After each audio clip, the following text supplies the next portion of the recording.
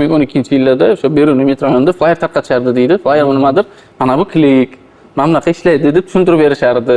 Hozir digital ancha rivojlangan, televideniya ancha rivojlangan. U paytda bo'lmagan-ku. Qanaqa yetkazgansizlar? Odamlar даже tushunmaganamdir balki. Ishga tushishingiz bilan klikka qaysi institutda qaysi kuni stipendiya berishini bilib turib, o'sha yoqqa biza infokiosk bilan borardik.